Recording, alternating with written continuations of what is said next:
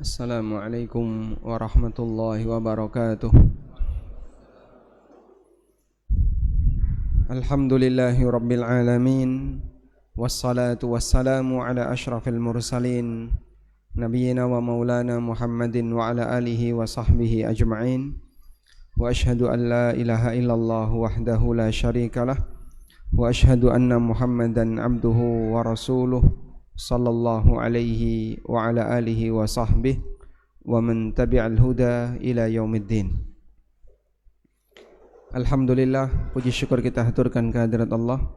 Malam ini kembali kita lanjutkan kajian dengan membaca kitab Al-Lu'lu' wal Marjan fi mattafaqa alaihi syaikhan. Penulis menyebutkan babul amali bi ilhaqil qaif al-walad. Bab melakukan apa yang diucapkan oleh ahli qiyafah berkaitan dengan status nasab anak.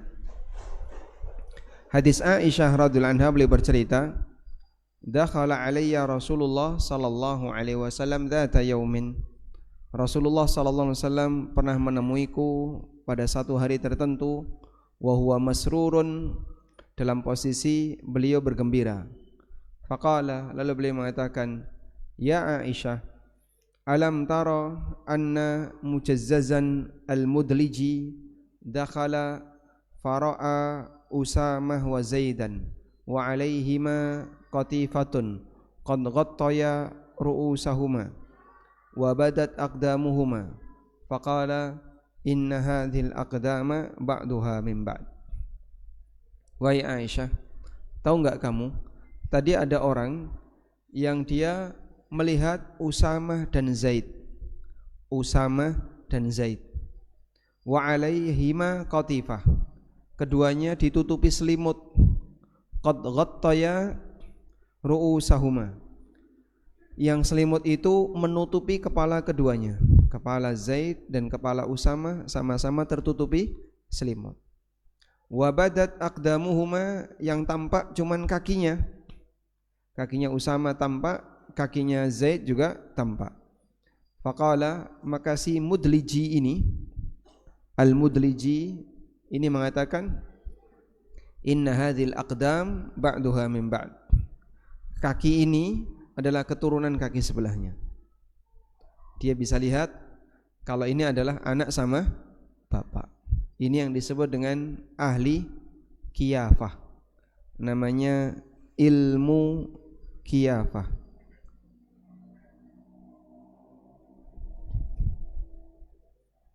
Ilmu qiyafah ini mencocokkan nasab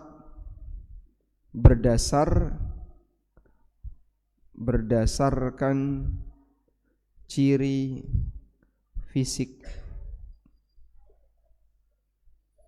Bahkan kakinya aja bisa lihat. Dan ilmu seperti ini mungkin zaman sekarang enggak sekuat dulu. Sehingga orang dulu untuk niteni ini keturunan ini enggak pakai tes DNA. Di zaman teknologi seperti itu belum ada, maka yang mereka gunakan adalah ahli qiyafah. Aisyah pernah bercerita, mungkin sudah pernah kita sampaikan ya dalam forum ini, bahwa di antara praktek zina masa silam, ada seorang wanita, dia masang bendera di depan rumahnya. Kalau dia sudah pasang bendera di depan rumahnya, maka berarti orang itu sudah siap untuk dimasuki lelaki siapapun. Lalu wanita ini nanti jadinya punya banyak pasangan. Setelah dia hamil, kemudian dia melahirkan, dipanggil seluruh orang yang pernah datang ke rumah ini. Lalu nanti dicarikan ahli qiyafah. Maka ahli qiyafah ini nanti yang akan menentukan ini anaknya siapa. Jadi kalau ada 10 lelaki, 12 lelaki, 13 lelaki, kumpulin semua dan tidak boleh ada yang menghindar. Kalau sudah berani datang, berarti nanti berani untuk dipanggil. Nanti setelah dia lahir anaknya, maka Di sini pembahasan yang dikutip oleh penulis. Babun qadru ma tastahiquhul bikr wa thayyib min iqamati zauj indaha aqiba az-zafaf. Bab batas waktu yang menjadi hak gadis dan janda untuk membersamai suaminya setelah walimah. Hadis Anas bin Malik radhiyallahu anhu.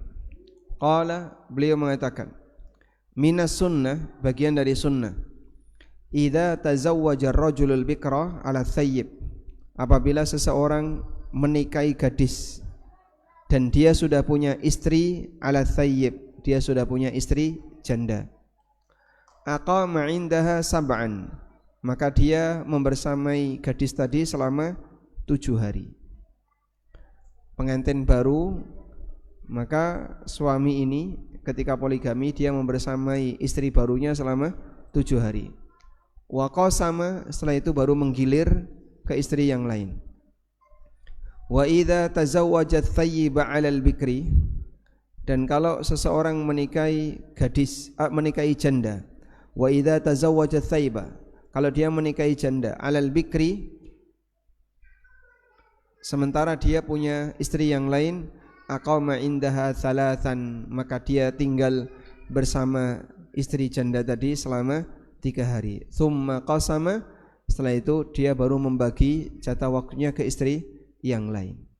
Disebut oleh Anas minas sunnah, ini bagian dari sunnah, artinya ajaran Nabi sallallahu alaihi wasallam. Sunnah yang hilang. Hilang atau masih lestari? Masih lestari ya, tapi enggak ada yang bisa mempraktekkan di sini.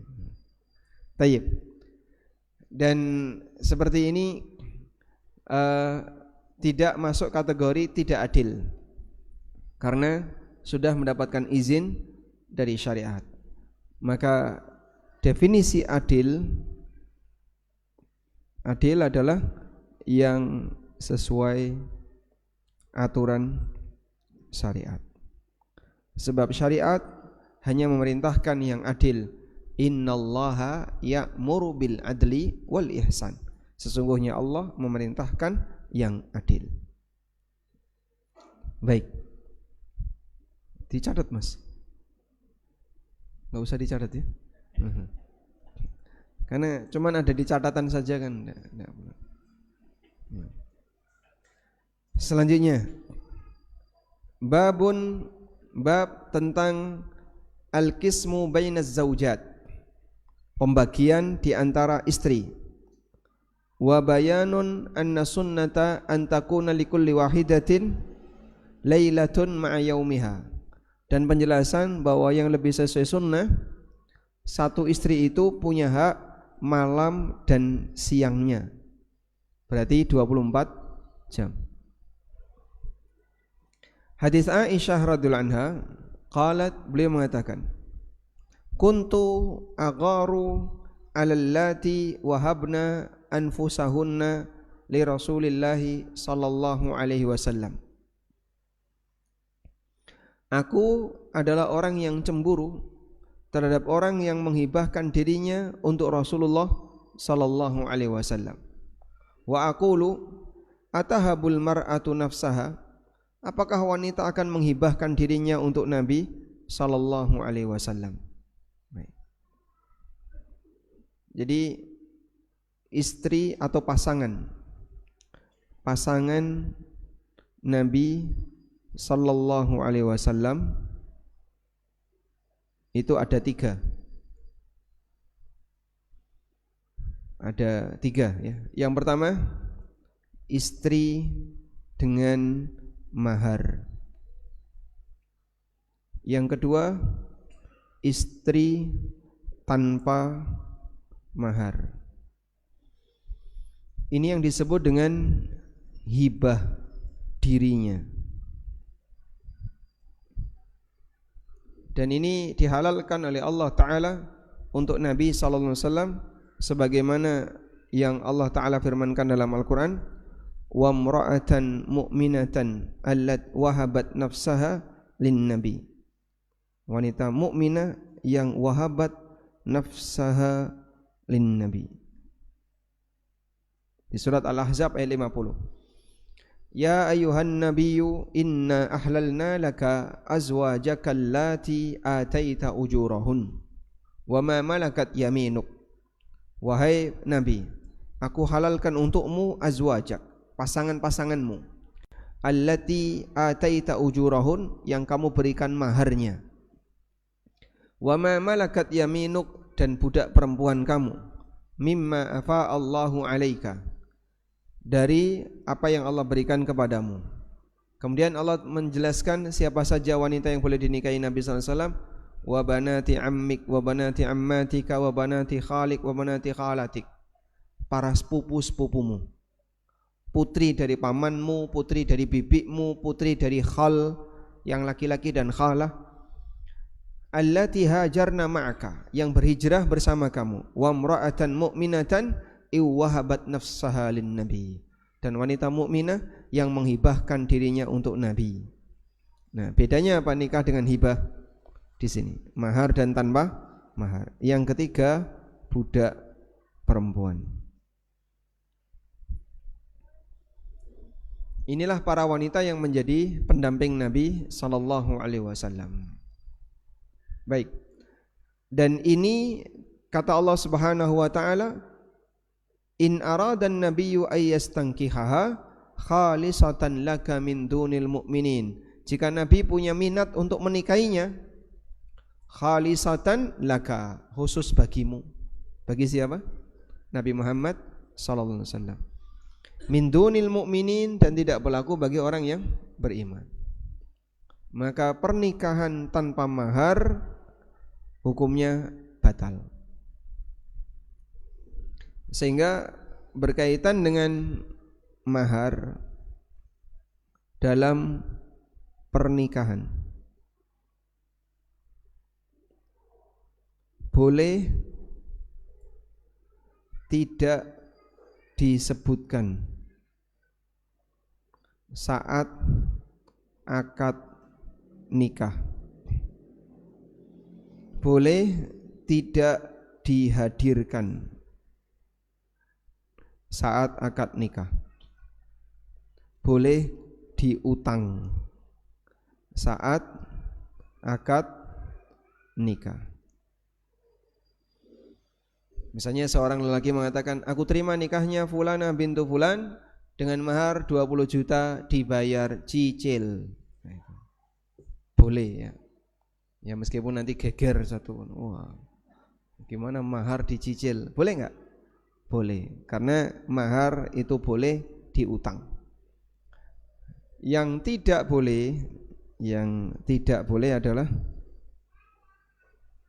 tanpa mahar. Sehingga saat seorang wanita dilamar oleh lelaki, kamu mau minta mahar apa? Udah enggak usah dikasih mahar aja, enggak apa-apa. Yang penting aku sama kamu.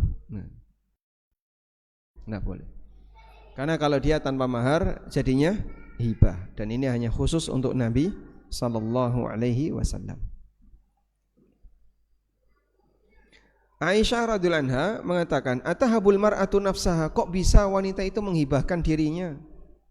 Nah, hibah ini nanti tanpa wali ya. Karena tidak ada perizinan dari wali.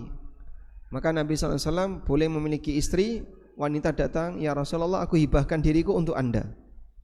Beliau tertarik, jadi istrinya, khusus untuk Nabi sallallahu alaihi wasallam. Nah, yang kayak ginilah yang bikin orang musyrikin, orang kafir, mereka enggak terima, terutama orang-orang yang membenci Rasulullah sallallahu alaihi wasallam. Sehingga Nabi sallallahu alaihi wasallam dikasih beberapa tuduhan A, tuduhan B, tuduhan C, berkaitan dengan masalah apa yang dihalalkan oleh Allah untuk beliau sallallahu alaihi wasallam. Sehingga tadi nikah yang bentuknya hibah tadi gimana? Tanpa mahar dan tanpa wali. Ini halal untuk Nabi sallallahu alaihi wasallam. Orang kafir enggak terima, lalu mereka menyerang Rasulullah sallallahu alaihi wasallam dari sisi ini. Tapi ini ya, respon kita lihat.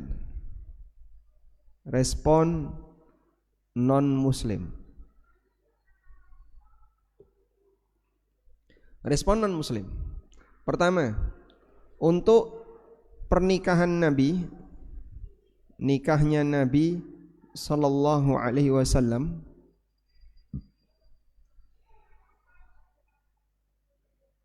dengan Aisyah di usia 6 tahun, 6 atau 7 tahun.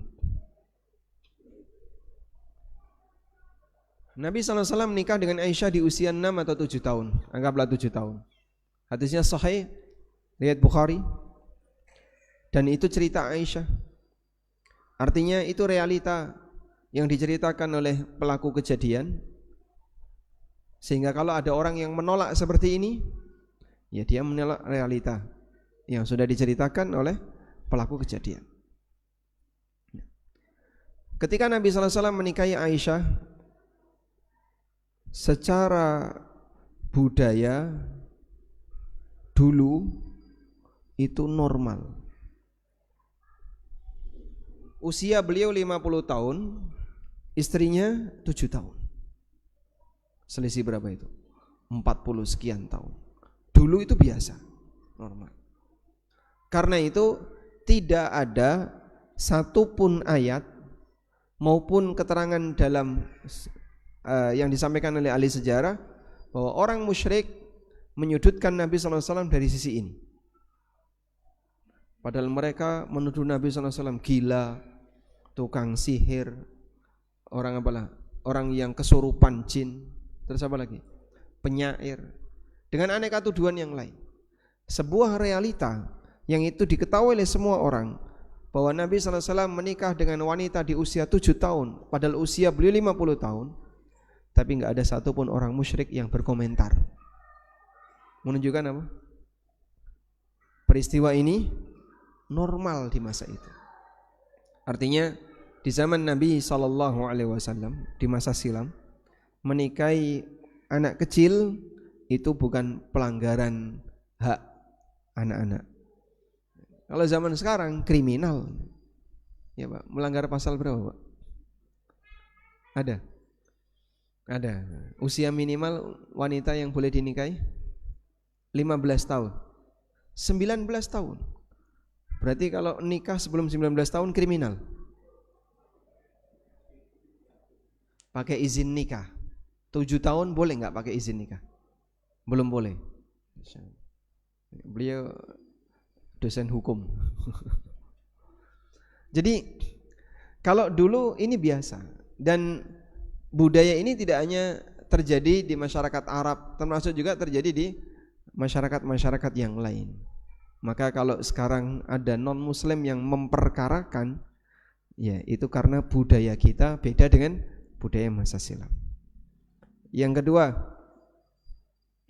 respon non-muslim untuk nikah hibah, di mana beliau sallallahu alaihi wasallam boleh menikahi wanita tanpa mahar, tanpa wali. Yang ketiga adalah untuk budak yang dimiliki Nabi sallallahu alaihi wasallam. Tiga ini yang sering mendapatkan respon negatif, terutama dari orientalis.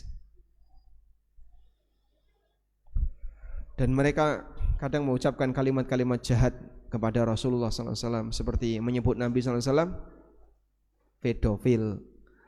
Padahal kenyataannya pelakunya mereka sendiri. Yang jorok dalam masalah ini adalah mereka. Enggak pernah akad nikah, tapi kawin di mana-mana.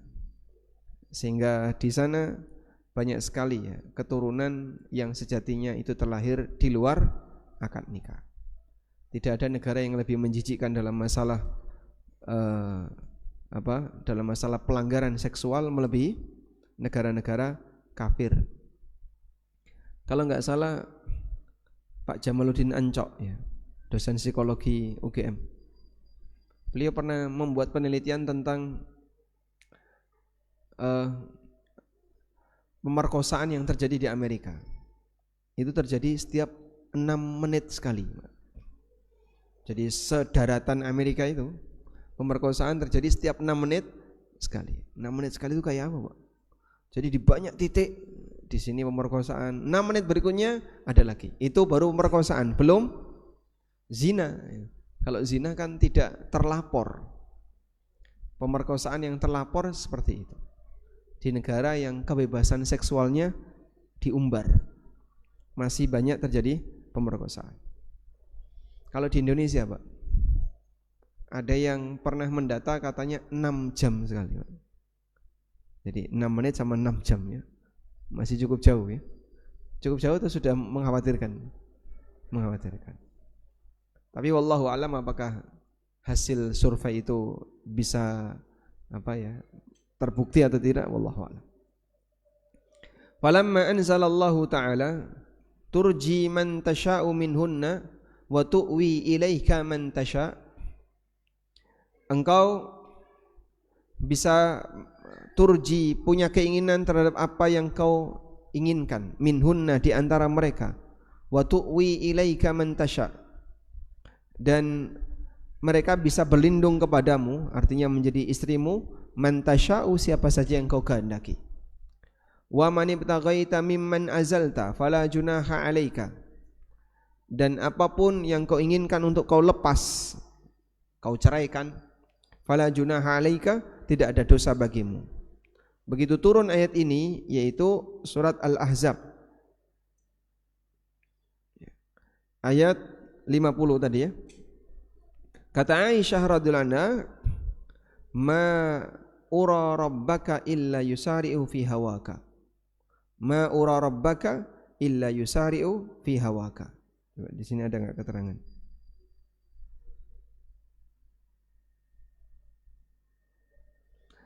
Ma adzunnu illa yusari'u fi hawaka. Ay illa mujidan laka muradaka bila ta'khirin. Aisyah radhiyallahu anha kemudian mengatakan kepada dirinya sendiri, menurutku aku memberikan persangkaan terhadap Rabbku, illa yusari'u fi hawaka, kecuali Allah Subhanahu wa taala yusari'u fi hawaka, menyegerakan apa yang ada dalam hawa nafsumu.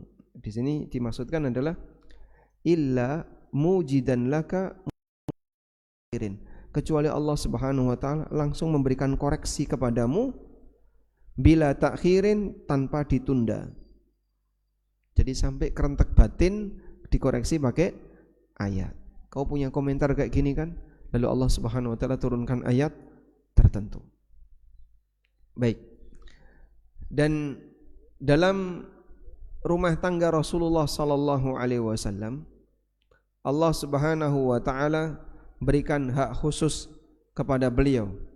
Karena itu Allah Subhanahu wa taala jadikan Nabi sallallahu alaihi wasallam, beliau punya cara yang berbeda dengan manusia biasa. Kemudian turunlah firman Allah di surat Al-Ahzab ayat 52. Yang ini menjadi aturan terakhir berkaitan dengan rumah tangga Rasulullah SAW. Bapak bisa tulis ya, Al-Ahzab 52, aturan terakhir berkaitan dengan rumah tangga Nabi SAW. La yahillu lakan nisa'u min ba'du wala antabaddala bihinna min azwajin walau a'jabaka husnuhunna. Setelah ini kau tidak boleh lagi, tidak halal lagi menikahi wanita yang lain. Jadi poligami Rasulullah SAW berhenti setelah turun ayat ini.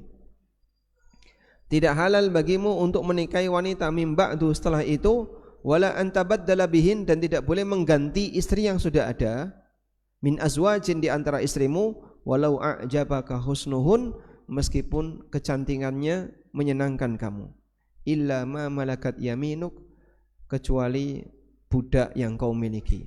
Wa kana Allahu ala kulli syai'in raqiba, dan Allah Subhanahu wa taala Maha mengawasi segala sesuatu. Kita lihat ya keterangan Ibnu Katsir.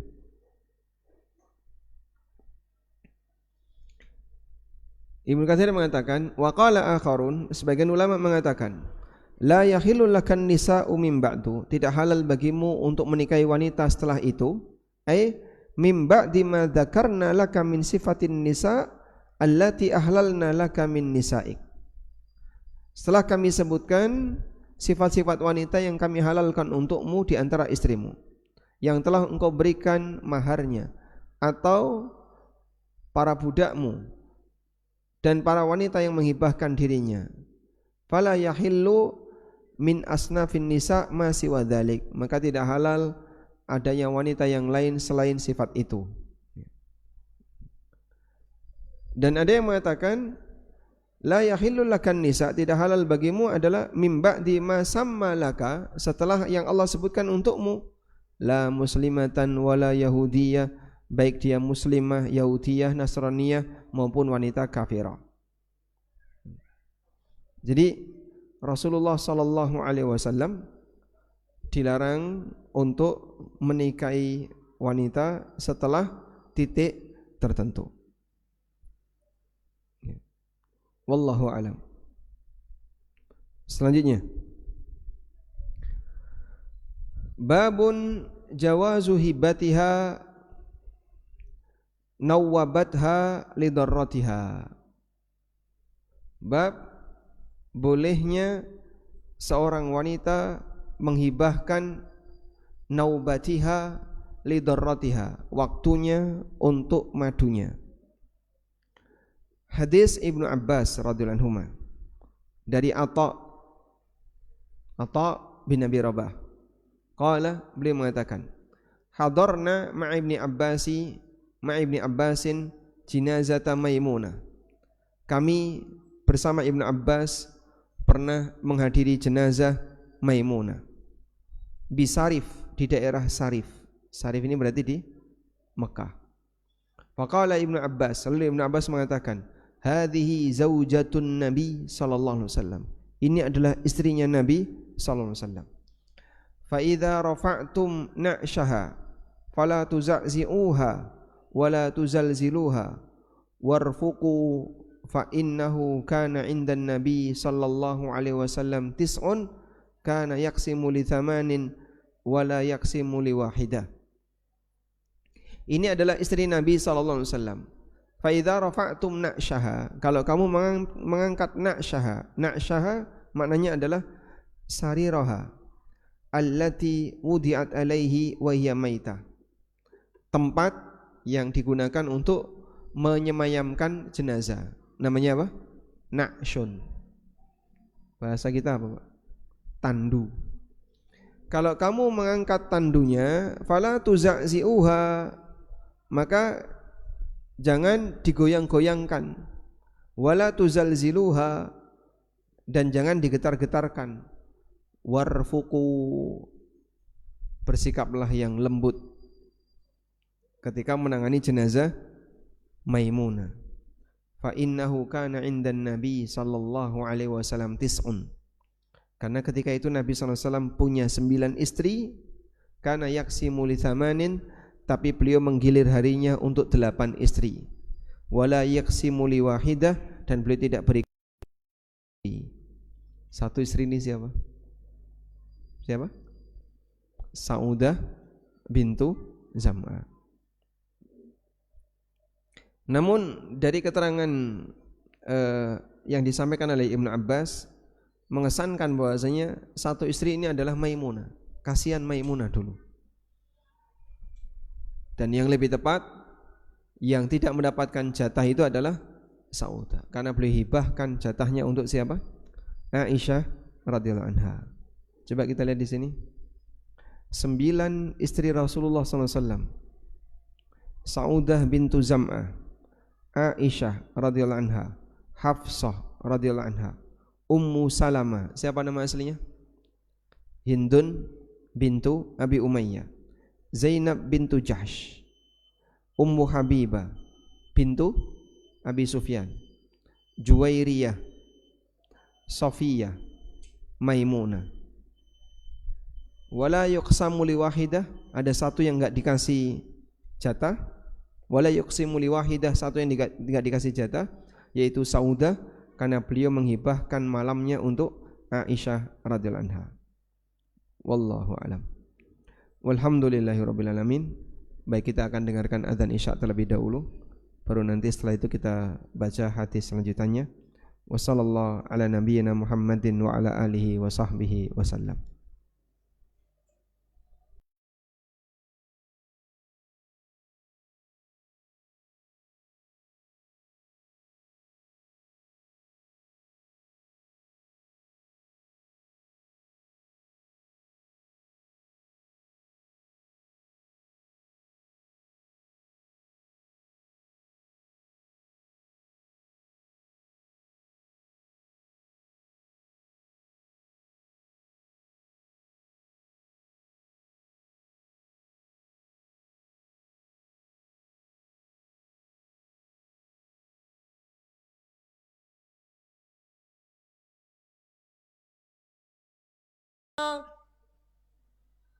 أشهد أن لا إله إلا الله أشهد أن محمد رسول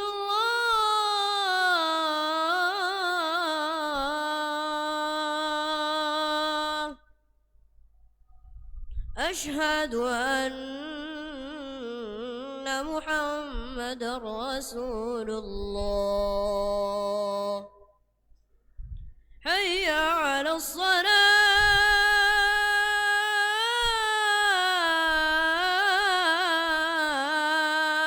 الصلاة حي على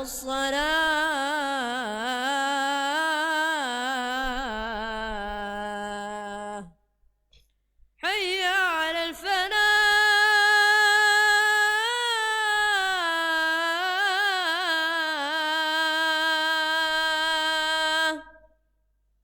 حي على الفلاح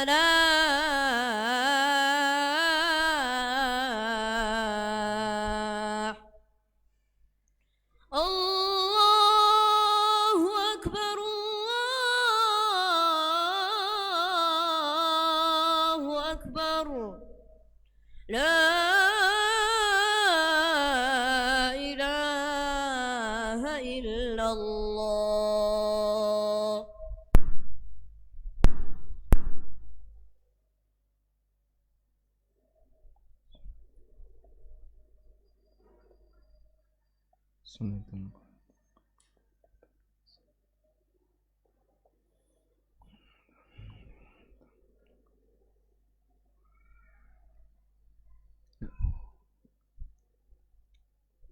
Alhamdulillah wassalatu wassalamu ala Rasulillah wa ala alihi wa sahbihi wa mawalah. Kita lanjutkan. Babun istihbabu nikahi dzatid din. Bab anjuran untuk menikah dengan wanita yang baik agamanya. Definisi baik agama tentu saja bukan masalah pengetahuan. Kalau masalah pengetahuan dan wawasan, bisa jadi ada orang yang punya pemikiran menyimpang, liberal, orientalis, tapi dia punya banyak pengetahuan tentang agama. Namun yang dimaksud dengan dzatud din adalah dzatut taqwa. Orang yang memiliki sifat takwa, sehingga karakternya karakter orang bertakwa, aktivitas ibadahnya ibadah orang yang bertakwa, bukan hanya sebatas punya pengetahuan dan pemahaman agama. Hadis Abu Hurairah radhiyallahu anhu, anin Nabi sallallahu alaihi wasallam qaal, Nabi sallallahu alaihi wasallam bersabda, tungkahul mar'atu li arba'an. Tungkahul mar'atu li arba'in. Wanita dinikahi karena 4 pertimbangan. Anda bisa lihat di situ posisinya tungkahu.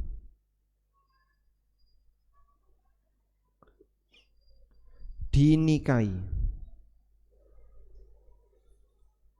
menggunakan bentuk apa namanya? Bentuk pasif. Sehingga di sini menggunakan bentuk pasif. Wanita dinikahi menggunakan bentuk pasif, dan ini menjelaskan kebiasaan. Sehingga Nabi SAW mengatakan, tungkahul mar'atu li arba'in. Wanita dinikahi karena 4 pertimbangan. Itu menjelaskan kebiasaan. Kebiasaan masyarakat, mereka menikahi wanita dengan 4 pertimbangan. Apa saja 4 pertimbangan itu? 5 liha, karena hartanya. Wali hasabiha, karena hasabnya. Hasab nasab. Wali jamaliha, karena kecantikannya. Wali diniha, karena agamanya. Fadfar bidatid din, pilihlah yang agamanya baik. Wanita bertakwa. Taribat yadak, kalau enggak nanti tanganmu kena tanah. Tanganmu kena tanah. Taribat, kena tanah. Yadaka, tanganmu. Tangan kena tanah itu apa? Nyungsep. Orang kalau jatuh tangannya kena tanah. Baik. Nabi SAW menjelaskan kebiasaan, lalu beliau memberikan rekomendasi. Nah, dalam hadis ini beliau menjelaskan kebiasaan. Lalu setelah itu beliau memberi rekomendasi. Kebiasaan masyarakat ketika mereka menikahkan atau ketika mereka memilih calon istri karena 4 pertimbangan tadi. Lalu beliau memberikan rekomendasi. Rekomendasinya adalah jadikan sifat apa? Takwa sebagai pilihan yang paling utama.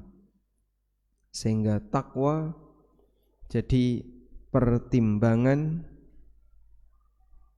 utama. Nah, caranya bagaimana, Pak?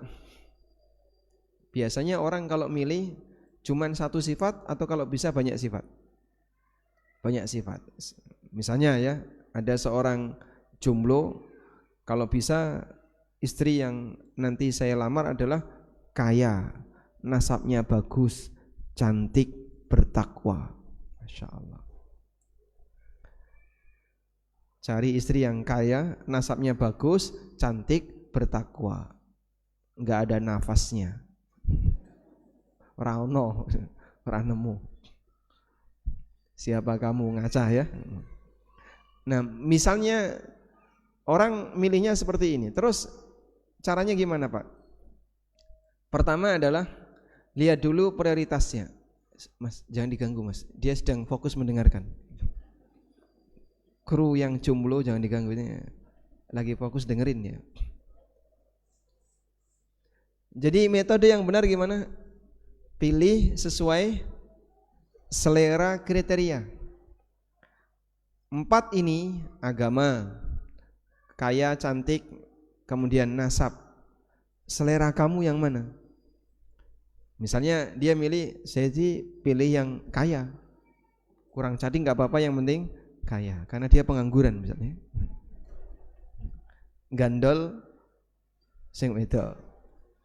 Sudah? Ketemulah yang kaya. Begitu dia milih yang kaya, maka yang dilakukan yang pertama apa? Lihat agamanya dulu atau kekayaannya dulu? Agamanya dulu atau kekayaannya dulu? Yang mana? Agamanya dulu. Dia lihat agamanya. Oh, orangnya soleha. Masya Allah, bagus. Begitu kekayaannya, oh ternyata utangnya banyak. Mundur. Jadinya gimana? Dia meninggalkan agama karena alasan tidak kaya. Maka ini tidak terhormat. Paham ya? Misalnya agamanya bagus, begitu nador, oh enggak cocok, mundur. Kenapa, Pak? Giginya dikawat semua ya, Pak, takut saya. Dia enggak cocok dengan penampilan wanita itu. Akhirnya dia mundur. Saat dia mundur, maka dia meninggalkan agama karena pertimbangan kecantikannya. Sehingga yang benar gimana? Cari dulu sesuai selera. Misalnya cantiknya dulu. Oh, cantik. Baru cek agamanya. Agamanya kurang bagus, tak tinggal. Maka dia meninggalkan kecantikan karena pertimbangan agama. Dipahami insyaallah? Paham Mas? Wis kadung ya Mas. Apa arep dibaleni? Oh, kok gede-gede. Seperti itu ya. Tolong disimak baik-baik. Sudah dicatat. Nah. Di sini yang jumlah berapa sih? Untuk yang selanjutnya. Jadi Bapak sudah merencanakan yang seperti ini. Tayyib. Seperti ini yang dijelaskan oleh para ulama, sehingga lihat sesuai dengan kecocokan selera. Lalu setelah itu gunakan pertimbangan agama. Kalau ternyata agamanya enggak bagus, dia mundur, berarti dia meninggalkan kecantikan, meninggalkan harta karena pertimbangan agama. Jangan dibalik ya. Lihat agamanya dulu kalau nyari calon itu. Oh, agamanya udah bagus ya. Saya lihat dia orangnya rajin dalam melakukan ibadah. Testimoninya bagus, orangnya bertakwa. Oh, kok enggak cocok? Enggak jadi, maka dia meninggalkan agama karena pertimbangan kecantikan. Ini tidak memuliakan agama. Wallahu a'lam. Walhamdulillahirabbil alamin. Demikian yang bisa kita sampaikan. Semoga apa yang kita bahas ini bermanfaat. Wassallallahu ala nabiyyina Muhammadin wa ala alihi wa sahbihi wasallam. Wa akhiru da'wana alhamdulillahirabbil alamin. Wassalamu alaikum warahmatullahi wabarakatuh.